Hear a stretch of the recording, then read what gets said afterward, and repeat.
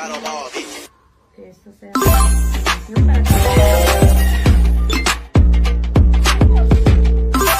What? No way!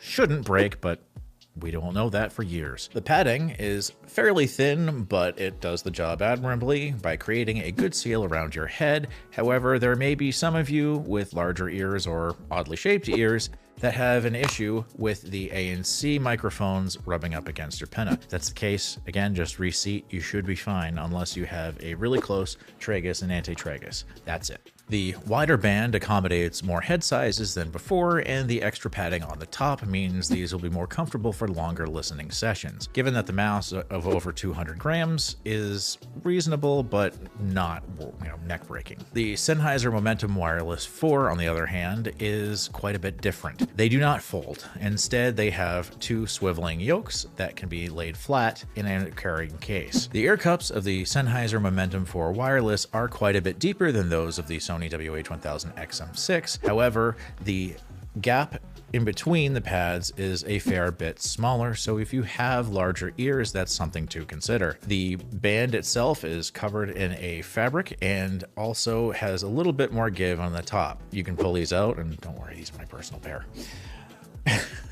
Without breaking, just like the Sony WH-1000 XM6. However, I wouldn't go testing that too much. Interestingly enough, both of these headphones have extremely similar controls. On the back of each right ear cup of the Sony WH-1000 XM6 and the Sennheiser Momentum 4 Wireless, you can find a capacitive touch plate that allows you to use gestures to control your headphones. And both of these control schemes are very, very similar. One tap to play pause on the Sennheisers, two taps to play pause on the Sonys. Push forward to track forward, push up, volume up.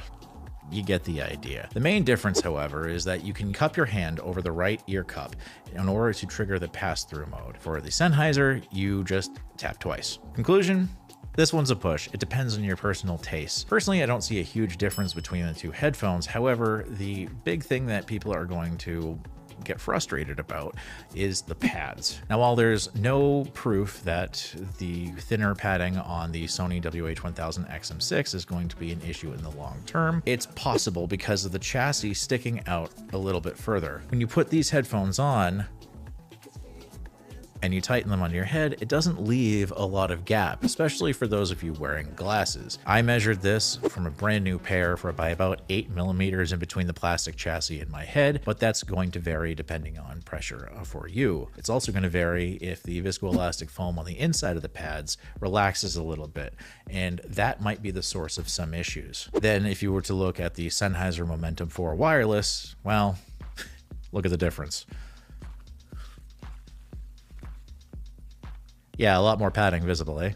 As far as connectivity goes, I hate to spoil this one, but the win definitely goes to Sony. Wait a minute. Oh yeah, it doesn't, but I'll get to that in a second. For wireless, Sony wins hands down.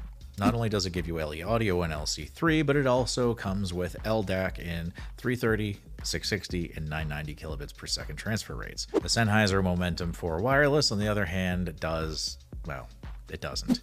It has a Qualcomm chip in there, so the best it can do is aptX adaptive in high quality or low latency modes, which are good on their own, but they are not as high transfer rate as LDAC.